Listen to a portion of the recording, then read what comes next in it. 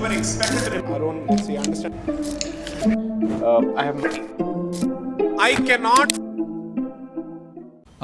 Currently, what weapons do we have as a society? What weapons or tools or powers that the society have, if any, to free temples from the state control? You see, there is a reason why I've stopped delivering lectures on the subject.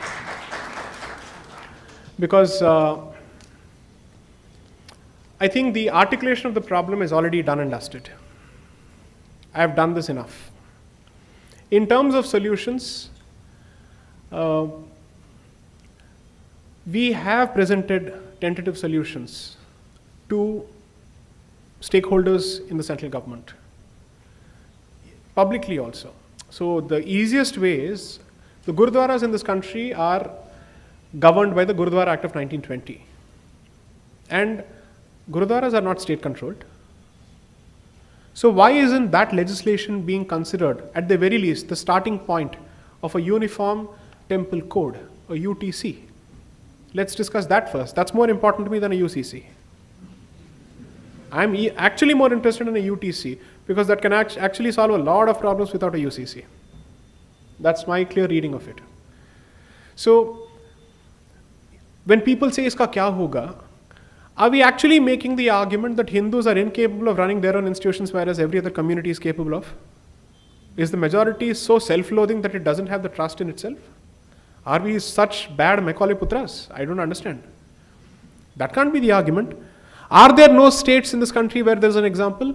Goa temples are free of state control. They say छोटा state है. ठीक है, अब छोटे प्रदेशों से तो शुरुआत कीजिए, उससे बात करते हैं. Then we'll talk. उत्तराखंड में छोड़ दिया आपने, हिमाचल में छोड़ दीजिए, केरला छोड़ दीजिए. What is a communist who doesn't believe in God doing in my temple? Get out. If HRC appointees have to be practicing Hindu legally, how can the minister be a communist?